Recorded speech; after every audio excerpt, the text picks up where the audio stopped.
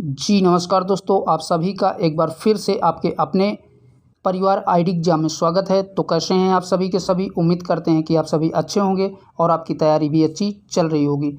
तो दोस्तों, जैसा कि आप सभी को पता है कि डेली शाम को हम 6 बजे UP triple S C PT की प्रैक्टिस सेट पर डिस्कस करते हैं और आज आपका प्रैक्टिस सेट नंबर 23 है। इससे पहले हमने 22 प्रैक्टिस सेट सॉल्व करवा दिए हैं। जिन लोगों ने वो क्लासेस को नहीं देखा है तो चैनल में एक अलग से प्लेलिस्ट बना दी गई है, वहाँ से आप उन क्लासेस को देख सकते हैं। और साथ ही उसी प्लेलिस्ट में आपको यूथ पब्लिकेशन के पूरे प्रैक्टिस सेट मिल जाएंगे। और चैनल पे नए हैं तो चैनल को सब्सक्राइब कर बेल आइकन को भी दबा दें ताकि आगे आने वाले क्लासेस के अपडेट आप तक पहुँचते रहें। तो चलिए दोस्तों, क्लास को कंटिन्यू करते हैं। और इस क्लास में हम केवल जीके, जीएस, करंट अफेयर तथा हिंदी के क्वेश्चनों को कवर करेंगे। और दोस्तों, आज इस क्लास की पीडीएफ भी चाहते हैं तो हमारे टेलीग्राम चैनल से जुड़ करके इस क्लास की पीडीएफ भी प्राप्त कर सकते हैं। टेलीग्राम चैनल का लिंक इसी वीडियो के आपके डिस्क्रिप्शन में मिल जाएगा। तो आज का पहला क्वेश्चन कह रहा है दोस्तों, सूर्य शतक नामक ग्रंथ की रचना किसने की थी? तो बताएं भैया, इन चारों में से करेक्ट आंसर आपका कौन सा बनेगा? तो ऑप्शन नंबर बी, मयूर के द्वारा जो है सूर्य शतक पुस्तक की जो है रचना की गई थी। तो ऑप्शन नंबर बी यहाँ से राइट बनेगा। और अगर अदर ऑप्शनों की बात करें, बाणभट्ट, तो बाणभट्ट द्वारा हर्षचरित और कादम्बरी पुस्तक लिखी गई हैं। बात करें हर्षवर्धन की, तो हर्षवर्धन द्वारा रत्नावली और प्रियदर्शिका पुस्तक लिखी गई हैं। तो याद रखिएगा, इस प्रश्न का आंसर ऑप्शन नंबर बी, मयूर के द्वारा सूर्य शतक नामक ग्रंथ लिखा गया है। ठीक है दोस्तों, अगला क्वेश्चन कह रहा है, मोहम्मद गोरी ने 1175 ईस्वी में पहला आक्रमण किस राज्य के खिलाफ किया था? तो बताएं भैया, मोहम्मद गोरी के 1175 में भारत के किस राज्य पर पहले आक्रमण किया गया था? तो राइट आंसर हो जाएगा ऑप्शन नंबर ए, मुल्तान राज्य पर मोहम्मद गोरी के द्वारा पहली बार आक्रमण किया गया था। तो ऑप्शन नंबर ए यहाँ से राइट बनेगा। ठीक है दोस्तों,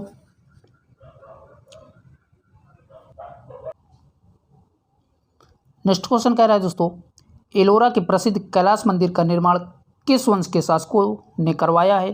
तो बताएं भैया, इन चारों में से राइट आंसर कौन सा बनेगा? तो right answer option number C correct बनेगा। राष्ट्रकूट वंश के द्वारा एलोरा के प्रसिद्ध कैलाश मंदिर का निर्माण करवाया गया था। और बात करें, एलोरा में स्थित कैलाश मंदिर का निर्माण कृष्ण प्रथम द्वारा करवाया गया था, जो कि राष्ट्रकूट वंश का एक राजा था। ठीक है दोस्तों, कह रहा है, निम्नलिखित 4 बाहरी आक्रमणों को कालानुक्रम अनुसार व्यवस्थित करें एवं नीचे दिए गए कूट से सही उत्तर ढूंढें। तो इन चारों में से आपको व्यवस्थित करना है कौन पहले आक्रमण हुआ है। तो इन चारों में पहला हो जाएगा चंगेज खान। तो चंगेज खान जो है भैया 1221 से 1227 तक जो है आक्रमण किया है। दूसरा होगा तैमूर। तैमूर जो है 1398 में आक्रमण किया है। कब भैया? 1398 में। और बात करें अहमद शाह अब्दाली, तो अहमद शाह अब्दाली 1748 से 1768 तक। कब भैया? 1748 से 1768 तक। और बात करें नादिर शाह की, तो नादिर शाह जो है 1739 में किया था। कब किया था? 1739 में किया था। तो यहाँ से आप बता सकते हैं कौन सा पहले हुआ है। तो पहले आपका चंगेज खान, फिर दूसरे में आएगा तैमूर, तीसरे में आएगा नादिर शाह और चौथे में आएगा अहमद शाह अब्दाली। तो कूट के माध्यम से बताएं भैया राइट आंसर कौन सा बनेगा। तो यहाँ से आपका राइट आंसर बनेगा ऑप्शन नंबर सी, दूसरा, चौथा, तीसरा, यही आपका राइट बनेगा। ठीक है दोस्तों, याद रखिएगा। नेक्स्ट क्वेश्चन कह रहा है, शून्यवाद के संस्थापक हैं। तो बताइए भैया, शून्यवाद के संस्थापक कौन हैं? तो राइट आंसर बनेगा नागार्जुन शून्यवाद के संस्थापक हैं। तो ऑप्शन नंबर ए यहाँ से राइट बनेगा। और नागार्जुन को ही भारत का आइंस्टीन भी कहा जाता है, तो साथ में ये भी याद रखिएगा। चलिए देखते हैं अगले क्वेश्चन को। अगला क्वेश्चन कह रहा है, काकोरी कांड में किसे या किन्हें मृत्युदंड दिया गया था? तो इन चारों में से बताएं भैया किनको किनको जो है काकोरी कांड में मृत्युदंड दिया गया था?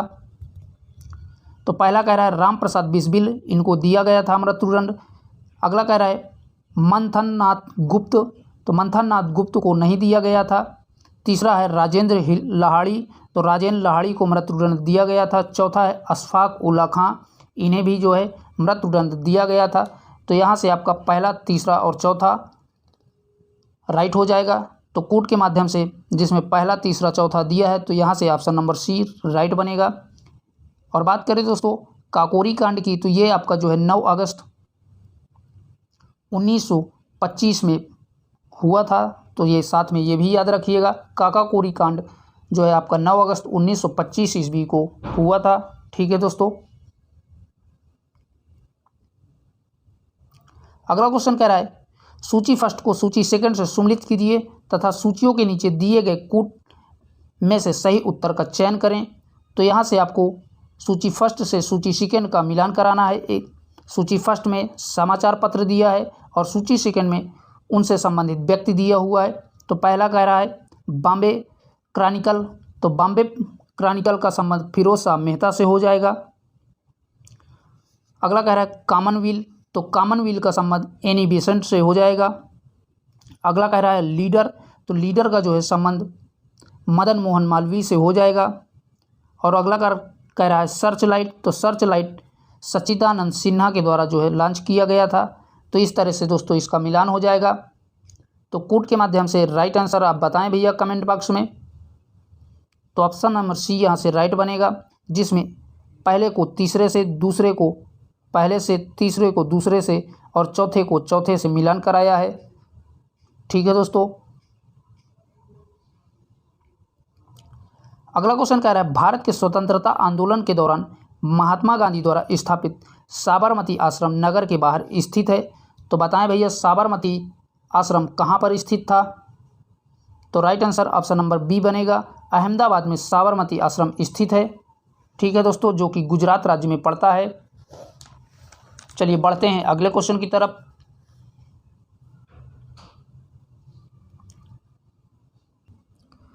क्वेश्चन कह रहा है मॉन्ट्रियल प्रोटोकॉल संबंधित है। तो बताएं भैया मॉन्ट्रियल प्रोटोकॉल किससे संबंधित है? तो राइट आंसर आपका ऑप्शन नंबर ए यहाँ से राइट बनेगा। ओजोन अपक्षयन से जो है मॉन्ट्रियल प्रोटोकॉल संबंधित है। और साथ ही बता दें यूएनओ के निर्देशन में ओजोन परत में छिद्र का निवारण करने के लिए 16 सितंबर कब भैया 16 सितंबर 1987 में 16 सितंबर 1987 में मॉन्ट्रियल प्रोटोकॉल पर हस्ताक्षर किए गए थे तथा प्रतिवर्ष 16 सितंबर को ओजोन दिवस के रूप में मनाया जाता है। तो याद रखिएगा दोस्तों, इस प्रश्न का answer option number A right हो जाएगा। ओजोन अपक्षयन से मॉन्ट्रियल प्रोटोकॉल संबंधित है। ठीक है दोस्तों। कह रहा है पूना पैक्ट के अनुसार विधानसभाओं में हरिजनों को कितनी सीटें मिली हैं? तो पूना पैक्ट के अनुसार विधानसभाओं में हरिजनों को कितनी सीटें मिली थी? तो बताएं भैया राइट आंसर कौन सा बनेगा? तो यहाँ से आपका ऑप्शन नंबर सी राइट बनेगा। हरिजनों के लिए 147 सीटें जो है मिली थी। और बात करें पूना पैक्ट 24 सितंबर 1932 को कब भैया 1932 में महात्मा गांधी और भीमराव अंबेडकर के बीच में हुआ था। तो साथ में ये भी याद रखिएगा। चलिए देखते हैं अगले क्वेश्चन को। कह रहा है जलवायु को प्रभावित करने वाले कारक कौन से हैं? तो पहला कह रहा है अक्षांश, तो ये जो है जलवायु को प्रभावित करते हैं। दूसरा कह रहा है पवन की दिशा, तो ये भी जो है जलवायु को प्रभावित करने वाला है। अगला कह रहा है समुद्र की निकटता, ये भी जलवायु को प्रभावित करता है। तो यहाँ से आपका राइट आंसर हो जाएगा ऑप्शन नंबर डी, ये सभी के सभी जलवायु को प्रभावित करते हैं। यानी अक्षांश, पवन की दिशा और समुद्री तट की निकटता, ये सारे के सारे जो है जलवायु को प्रभावित करते हैं। ठीक है दोस्तों। अगला क्वेश्चन कह रहा है मेघालय एक पूर्णतः जनजातीय राज्य है जिसमें निम्नलिखित जनजाति समूह है। तो बताएं भैया मेघालय में कौन कौन सी जनजातियां रहती हैं? तो यहाँ से राइट आंसर आपका ऑप्शन नंबर सी बनेगा। खासी, जयंतिया और गौरो जनजातियां जो है मेघालय राज्य में पाई जाती हैं। मोस्ट इंपॉर्टेंट क्वेश्चन है दोस्तों, याद रखिएगा। अगला कह रहा है दाचीगामा अभ्यारण्य भारत के किस राज्य में है? तो दाचीगामा अभ्यारण्य भारत के जम्मू कश्मीर राज्य में स्थित है। तो ऑप्शन नंबर ए यहाँ से राइट बनेगा। और बात करें इस अभ्यारण्य में काला भालू, लाल भालू तथा हिरण के लिए ये अभ्यारण्य प्रसिद्ध है। ठीक है दोस्तों। अगला क्वेश्चन कह रहा है सूची फर्स्ट को सूची सेकंड से सम्मिलित कीजिए और सूचियों के नीचे दिए गए कूट का प्रयोग कर सही उत्तर चुनिए। तो एक तरफ आपका संस्थाएं दिया है सूची फर्स्ट में और दूसरी तरफ उनसे संबंधित स्थान दिया हुआ है। तो पहला कह रहा है राष्ट्रीय शर्करा संस्थान। तो राष्ट्रीय शर्करा संस्थान कानपुर में स्थित है। तो एक आध पाँचवें से। अगला कह रहा है मिश्र धातु निगम लिमिटेड। तो मिश्र धातु निगम लिमिटेड देहरादून में स्थित है। अगला कह रहा है सैन्य विद्युत संस्थान। तो सैन्य विद्युत संस्थान जो है हैदराबाद में स्थित है। और लास्ट कह रहा है राष्ट्रीय अखंडता संस्थान। तो राष्ट्रीय अखंडता संस्थान जो है कामटी में स्थित है। तो डी का दूसरे से। और ये आपका पुणे जो है एक्स्ट्रा आपको कंफ्यूज करने के लिए दिया हुआ है दोस्तों। तो इस तरह से इसका मिलान हो जाएगा। तो कूट के माध्यम से बताएं भैया इनमें से राइट आंसर कौन सा हो जाएगा। तो आपको दिख रहा होगा ऑप्शन नंबर डी यहाँ से राइट हो जाएगा, जिसमें ए को पाँचवें से, बी को चौथे से और सी को दूसरे से तथा डी को तीसरे से मिलान कराया है। ठीक है दोस्तों।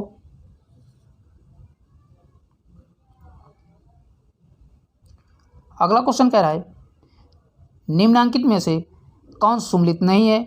तो इनमें से कौन सा जोड़ा जो है सम्मिलित नहीं है उसी को आपको पहचान करना है। तो राइट आंसर बनेगा ऑप्शन नंबर डी लिम्फोफाइट्स, मिट्टी में उगने वाले पौधे। यही आपका गलत दिया हुआ है, जबकि लिम्फोसाइट्स ये चट्टानों में उगने वाले पौधे होते हैं, ना कि मिट्टी में उगने वाले पौधे होते हैं। ठीक है दोस्तों, यही आपका गलत दिया हुआ था। लिम्फोफाइट्स ये आपके चट्टानों में उगने वाले पौधे होते हैं, जबकि यहाँ पर मिट्टी में उगने वाले पौधे दिया था, तो यही आपका गलत दिया था। ठीक है दोस्तों। एक बार दोस्तों आप सभी लोग वीडियो को लाइक और शेयर जरूर कर दें। अगला कह रहा है मुद्रास्फीति से बाजार में चीज़ें डैश हो जाती हैं। तो बताइए भैया इन चारों में से राइट आंसर कौन सा बनेगा? तो मुद्रास्फीति से बाजार की चीज़ें महंगी हो जाती हैं। तो ऑप्शन नंबर बी यहाँ से राइट बनेगा।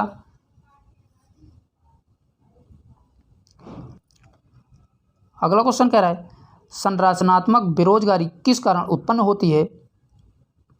तो यहाँ से आपका राइट आंसर हो जाएगा ऑप्शन नंबर ए उत्पादन विधि तथा उत्पादित वस्तुओं की प्राकृतिक में परिवर्तन की दशा संरचनात्मक बेरोजगारी का कारण है।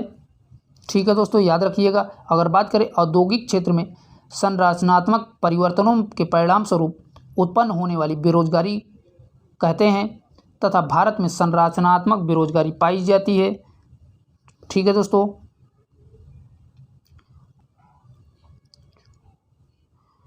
मल्होत्रा समिति संबंधित है। तो बताएं भैया इन चारों में से राइट आंसर कौन सा बनेगा? तो मल्होत्रा समिति बीमा क्षेत्र से संबंधित है। तो ऑप्शन नंबर ए यहाँ से राइट बनेगा। और बात करें बीमा क्षेत्रों में सुधार करने के लिए 1994 ईस्वी में मल्होत्रा समिति का गठन किया गया था। ठीक है दोस्तों, इसकी स्थापना कब हुई थी? 1994 में इसकी स्थापना की गई थी। ठीक है दोस्तों।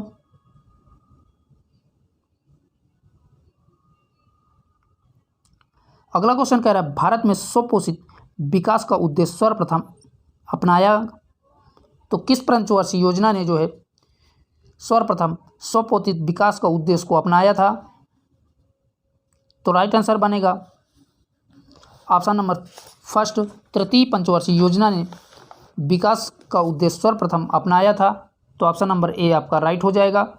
और बात करें दोस्तों यह योजना 1961 से लेकर के 1966 तक चली थी, तथा इसमें कृषि और उद्योग दोनों को प्राथमिकता दी गई थी।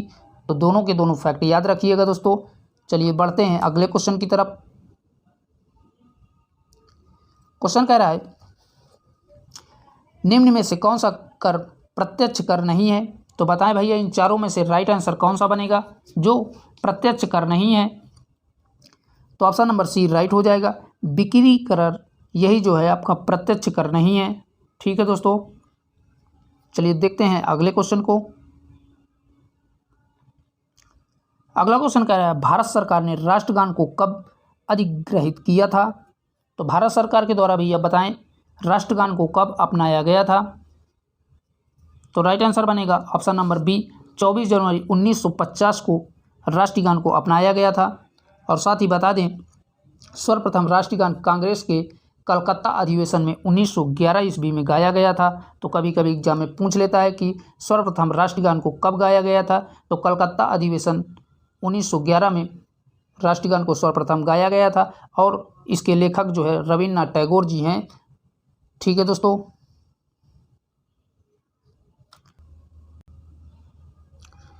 क्वेश्चन कह रहा है सामाजिक न्याय के उद्देश्य का उल्लेख भारतीय संविधान में कहाँ किया गया है। तो बताएं भैया सामाजिक न्याय का उद्देश्य भारतीय संविधान में कहाँ पर इसका उल्लेख है। तो राइट आंसर आपका ऑप्शन नंबर डी बनेगा उद्देश्य का अर्थात प्रस्तावना में इसका प्रावधान दिया गया है। और बात करें अदर ऑप्शनों की अनुच्छेद 14 की, तो अनुच्छेद 14 में कानून के समक्ष समानता का अधिकार का प्रावधान दिया गया है। और बात करें अनुच्छेद 15 की, तो अनुच्छेद 15 में सार्वजनिक स्थानों में उपयोग में भेदभाव से संबंधित प्रावधान दिए गए हैं। और बात करें अनुच्छेद 16 की, तो इसमें जो है अवसर की समानता का प्रावधान दिया गया है।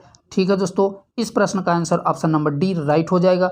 उद्देशिका में सामाजिक न्याय का प्रावधान दिया गया है या उल्लेख किया गया है। ठीक है दोस्तों। क्वेश्चन कह रहा है जो कि 23 नंबर का है भारतीय संविधान के अनुसार लोकसभा के चुनाव लड़ने की न्यूनतम शैक्षणिक योग्यता क्या है। तो बताएं भैया लोकसभा के चुनाव के लिए शैक्षणिक योग्यता क्या है। तो राइट आंसर हो जाएगा ऑप्शन नंबर डी ऐसी किसी योग्यता की आवश्यकता नहीं है। तो ऑप्शन नंबर डी करेक्ट हो जाएगा। और साथ ही बता दें लोकसभा चुनाव के लिए न्यूनतम आयु 25 वर्ष होनी चाहिए और वह भारत का नागरिक होना चाहिए, परंतु इसमें किसी भी प्रकार की योग्यता की आवश्यकता नहीं होती है। ठीक है दोस्तों, याद रखिएगा। अगला कह रहा है भारतीय नागरिकों के मौलिक अधिकारों का वर्णन है। तो भारतीय संविधान के किस अनुच्छेद में मौलिक अधिकारों का वर्णन है बताइए भैया। तो right answer option number A correct हो जाएगा। संविधान के अनुच्छेद 12 से 35 तक नागरिकों के लिए मौलिक अधिकारों का वर्णन है। और साथ ही बात करें मौलिक अधिकारों को संयुक्त राज्य अमेरिका के संविधान से लिया गया है तथा मूल संविधान में मौलिक अधिकारों की संख्या 7 थी, परंतु वर्तमान में मौलिक अधिकारों की संख्या जो है संविधान में 6 ही है, क्योंकि संपत्ति के अधिकार को जो है मौलिक अधिकारों की श्रेणी से हटा दिया गया है। इसलिए वर्तमान में जो है 6 ही मौलिक अधिकार बचे हुए हैं। ठीक है दोस्तों। अगला कह रहा है भारतीय संविधान में मूल कर्तव्यों के प्रावधान की संतुष्टि निम्नलिखित में से किसने की थी। तो बताएं भैया राइट आंसर कौन सा बनेगा। तो यहाँ से right answer option number D correct बनेगा। स्वर्ण सिंह समिति ने जो है मूल कर्तव्यों के प्रावधान की संस्तुति की थी।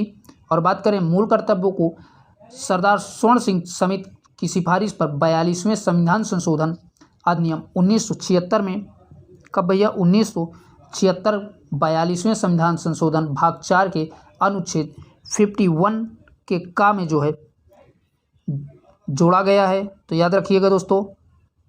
चलिए बढ़ते हैं नेक्स्ट क्वेश्चन की तरफ।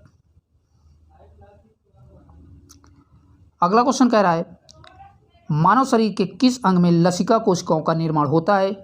तो मानव शरीर के किस अंग में लसिका कोशिकाओं का निर्माण होता है।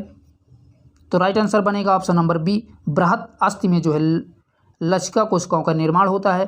और लसिका में पाए जाने वाली कोशिका लैम्फोसाइट कहलाती हैं। तो याद रखिएगा दोस्तों क्या कहलाती हैं, लैम्फोसाइट लसिका में पाए जाने वाली कोशिकाएं कहलाती हैं। ठीक है दोस्तों। अगला कह रहा है किसी परमाणु में उप कक्षाओं के भरने का क्रम किसके द्वारा निर्धारित होता है। तो हुंड के नियम के अनुसार निर्धारित होता है। तो ऑप्शन नंबर सी आपका राइट बनेगा। ठीक है दोस्तों। अगला कह रहा है प्राथमिक रंग कौन कौन से हैं। तो ये क्वेश्चन तो आप सभी को पता होगा कि प्राथमिक रंग कौन कौन से होते हैं। तो प्राथमिक रंग भैया लाल हरा नीला। तो ऑप्शन नंबर ए करेक्ट हो जाएगा। यही आपके प्राथमिक रंग होते हैं। ठीक है दोस्तों। क्वेश्चन कह रहा है फेरोमैग्नेट पदार्थ है जो, तो फेरोमैग्नेट पदार्थ वे होते हैं जो चुंबक से आकर्षित होते हैं, उन्हें ही फेरोमैग्नेट पदार्थ कहा जाता है। तो ऑप्शन नंबर सी आपका राइट बनेगा। अगला कह रहा है ध्वनि की तीक्ष्णता किस पर निर्भर करता है? तो ध्वनि की तीक्ष्णता जो है आवृत्ति पर निर्भर करती है। तो ऑप्शन नंबर सी आपका राइट बनेगा। ठीक है दोस्तों, यहाँ से दोस्तों आपके क्वेश्चनों के नंबर इधर उधर हो सकते हैं क्योंकि बीच में 3-4 मैथ के क्वेश्चन थे, और जो है इस वीडियो में हमने पहले ही बताया है केवल जीके, जीएस, करंट अफेयर तथा हिंदी के क्वेश्चनों को ही कवर किया जाएगा। तो क्वेश्चन कह रहा है कामायनी आधुनिक युग की किस काव्य परंपरा की कृति है? तो बताएं भैया कामायनी जो है किस युग में लिखी गई है? तो राइट आंसर बनेगा छायावत युग में लिखी गई है। ठीक है दोस्तों, और बात करें कामायनी के लेखक की, तो कामायनी जो है जयशंकर प्रसाद द्वारा लिखी गई है, तो ये याद रखिएगा। अगला क्वेश्चन कह रहा है प्रेमचंद का कौन सा उपन्यास कृषक जीवन का महाकाव्य कहा जाता है? तो बताएं भैया राइट आंसर कौन सा बनेगा? तो यहाँ से आपका ऑप्शन नंबर सी राइट बनेगा। गोदान जो है प्रेमचंद्र का उपन्यास जो कृषि जीवन पर आधारित है। ठीक है दोस्तों, अगला कह रहा है निम्नलिखित वाक्यों में से अशुद्ध वाक्य कौन सा है? तो इन चारों में से आपको अशुद्ध वाक्य की पहचान करना है। तो राइट आंसर हो जाएगा ऑप्शन नंबर डी, गुरुजनों के ऊपर श्रद्धा रखो। यही आपका अशुद्ध वाक्य दिया हुआ था। इसका शुद्ध रूप होगा गुरुजनों के प्रति श्रद्धा रखनी चाहिए, इसका शुद्ध रूप यही होगा। ठीक है दोस्तों, अगला क्वेश्चन कह रहा है जो कि 39 नंबर का है, थाली का बैगन होना का अर्थ है, तो थाली का बैगन होने का अर्थ क्या है?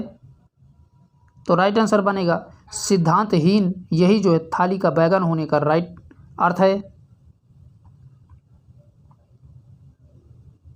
अगला कह रहा है जो कि 40 नंबर का क्वेश्चन है, प्रयुपकार का संधि विच्छेद है। तो प्रयुपकार का संधि विच्छेद ऑप्शन नंबर बी राइट हो जाएगा। प्रति प्लस उपकार यही जो है इसका सही संधि विच्छेद है। और बात करें इसमें यण संधि है। तो ठीक है दोस्तों, ये भी याद रखिएगा।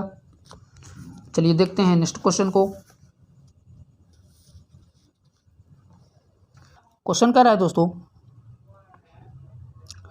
सूर्य का अवलोकन करने वाले पहले भारतीय अंतरिक्ष मिशन का नाम क्या है? तो सूर्य का अवलोकन करने वाला पहला जो है अंतरिक्ष मिशन आदित्य L1 है। तो ऑप्शन नंबर बी आपका राइट बनेगा। ठीक है दोस्तों, अगला कह रहा है किस देश की संसद ने अपने सुप्रीम कोर्ट की शक्ति को सीमित करने वाला विधेयक पारित किया है? तो इजराइल के द्वारा जो है अपने सुप्रीम कोर्ट की शक्ति को सीमित करने के लिए एक विधेयक पारित किया गया है। तो ऑप्शन नंबर सी राइट बनेगा, इजराइल के द्वारा।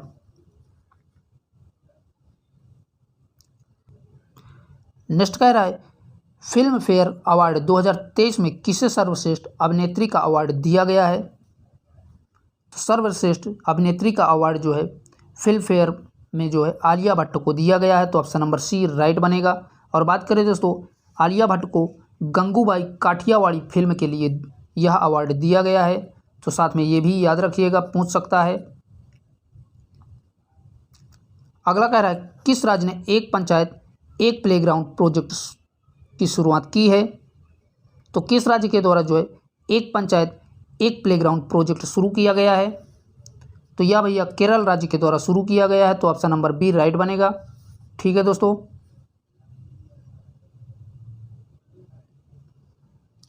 अगला कह रहा है दुनिया के सबसे बड़े और शक्तिशाली रॉकेट स्टारशिप की लॉन्चिंग फेल हो गई थी, इसे किस एजेंसी ने लॉन्च किया था? तो इसको जो है स्टारशिप रॉकेट को स्पेस एक्स के द्वारा लॉन्च किया गया था। तो ऑप्शन नंबर बी राइट हो जाएगा। और बात करें स्पेस एक्स को जो है टेक्सास अमेरिका से लॉन्च किया गया था। तो साथ में ये भी याद रखिएगा दोस्तों, कहाँ से भैया? टेक्सास अमेरिका से जो है स्पेस एक्स को लॉन्च किया गया था। ठीक है दोस्तों, अगला कह रहा है किस ऑटोमोबाइल कंपनी ने online retail sales platform wheels on web launch किया है? तो किस कंपनी के द्वारा जो है online retail sales platform wheels on web launch किया गया है? तो यहाँ से आपका राइट आंसर बनेगा टोयोटा के द्वारा जो है लॉन्च किया गया है, तो ऑप्शन नंबर ए राइट बनेगा। और साथ ही बता दें इसे बेंगलुरु के ग्राहकों के लिए जो है लॉन्च किया गया है। ठीक है दोस्तों, टोयोटा को जो है बेंगलुरु के ग्राहकों के लिए लॉन्च किया गया है, याद रखिएगा।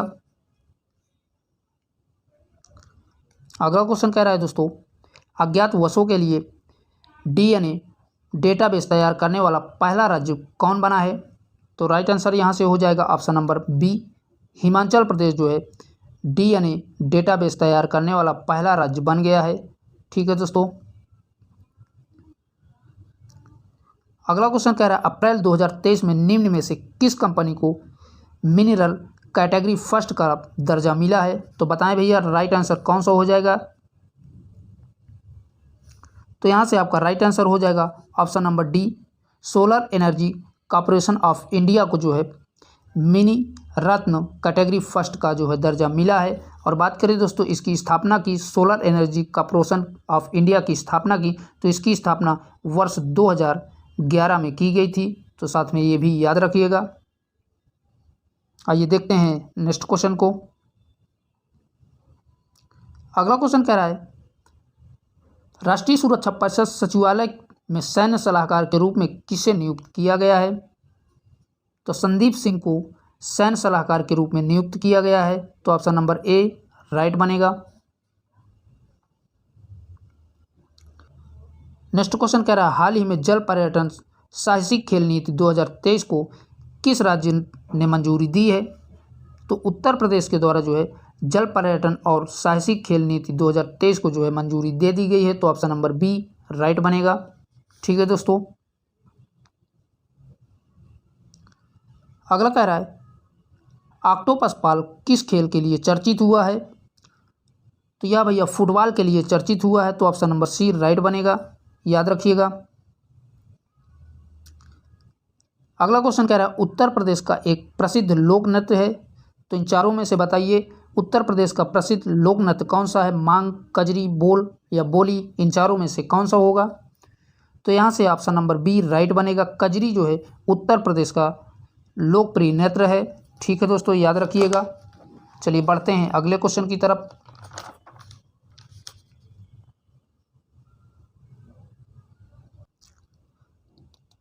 अगला क्वेश्चन कह रहा है दोस्तों शब्दों के जोड़े दिए गए हैं, इनमें से भिन्न ज्ञात करें। तो पहला कह रहा है 5 जून विश्व पर्यावरण दिवस, जो कि बिल्कुल सही है। अगला कह रहा है 22 अप्रैल पृथ्वी दिवस, ये भी आपका सही है। अगला कह रहा है 22 मार्च विश्व जल दिवस, ये भी आपका सही दिया है। और लास्ट कह रहा है 22 मई विश्व गौरैया दिवस, ये आपका गलत दिया हुआ है। 22 मई को विश्व गौरैया दिवस नहीं होता भैया, जैव विविधता दिवस के रूप में 22 मई को मनाया जाता है। तो यही आपका गलत दिया हुआ है, तो इसी को आपको पहचान करना था। ठीक है दोस्तों, याद रखिएगा। अगला क्वेश्चन कह रहा है निम्न में से कौन सा युग्म सुमेलित नहीं है? तो आप इन चारों में से आपको बताना है कौन सा युग्म सुमेलित नहीं है। एक तरफ आपका लेखक दिया है और दूसरी तरफ उनसे संबंधित रचनाएं दिया है। तो राइट आंसर बनेगा यहाँ से सुदीप सेन शो बिजनेस, ये आपका गलत दिया हुआ है। और बात करें सुदीप सेन के द्वारा जो है न्यूयॉर्क टाइम्स जो है लिखा गया है, और शो बिजनेस के लेखक जो है शशि थरूर हैं, तो यही आपका गलत दिया हुआ था। ठीक है दोस्तों, अगला क्वेश्चन कह रहा है निम्नलिखित में से किस देश को 2011 में स्वतंत्रता प्राप्त हुई है? तो बताएं भैया इन चारों में से करेक्ट आंसर कौन सा हो जाएगा। तो राइट आंसर हो जाएगा दक्षिणी सूडान को 2011 में स्वतंत्रता प्राप्त हुई है। तो ऑप्शन नंबर बी राइट बनेगा।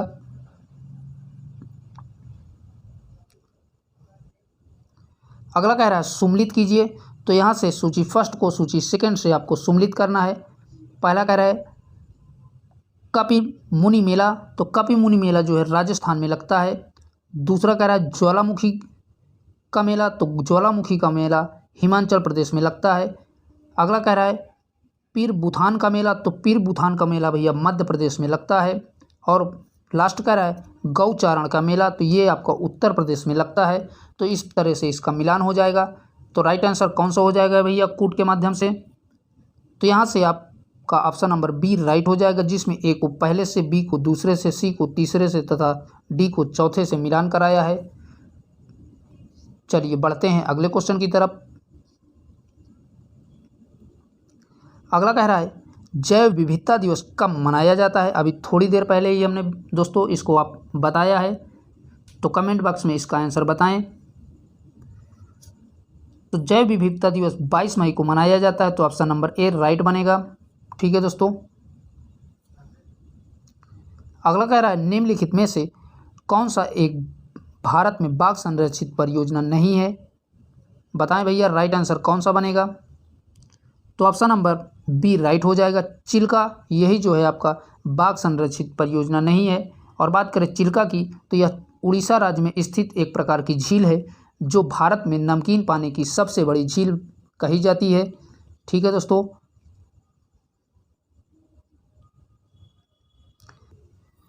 अगला कह रहा है यूरो क्या है। तो बताएं भैया इन चारों में से राइट आंसर कौन सा बनेगा।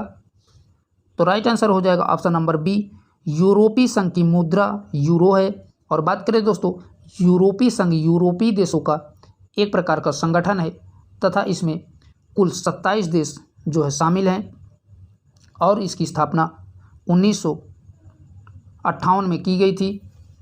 इसका मुख्यालय बुल्जिया में स्थित है। तो याद रखिएगा दोस्तों, इसका मुख्यालय कहाँ पर स्थित है, बुल्जिया में स्थित है और इसकी स्थापना 1958 में की गई थी तथा इसमें वर्तमान में 27 देश शामिल हैं। ठीक है दोस्तों। इस प्रश्न का answer option number B right हो जाएगा, यूरोपीय संघ की मुद्रा यूरो है। ठीक है। बढ़ते हैं अगले क्वेश्चन की तरफ। अगला क्वेश्चन कह रहा है रोहिंग्या निम्नलिखित में से किसका एक जातीय समुदाय है। तो बताइए भैया राइट आंसर कौन सा हो जाएगा। तो यहाँ से आपका ऑप्शन नंबर बी राइट बनेगा, म्यांमार की जो है रोहिंग्या एक प्रकार की जातीय समुदाय है। ठीक है दोस्तों, याद रखिएगा। तो दोस्तों आज के लिए इतना ही। यहीं तक आपके जीके, जीएस, करंट अफेयर तथा हिंदी के क्वेश्चन थे जिनको हमने आपके साथ डिस्कस किया। और आप अभी तक चैनल को सब्सक्राइब नहीं किया है तो प्लीज़ भैया उसे भी आप सभी सब्सक्राइब कर लें और वीडियो को ज़्यादा से ज़्यादा अपने दोस्तों में शेयर करें। आपका किसी प्रकार का कोई डाउट है या कोई प्रश्न है तो आप कमेंट बॉक्स में आप बता सकते हैं। हम जो है आप सभी के कमेंटों को रिसीव करते हैं। फिर मिलेंगे एक नए सेशन के साथ। तब तक के लिए सभी को जय हिंद, बाय बाय, टेक केयर।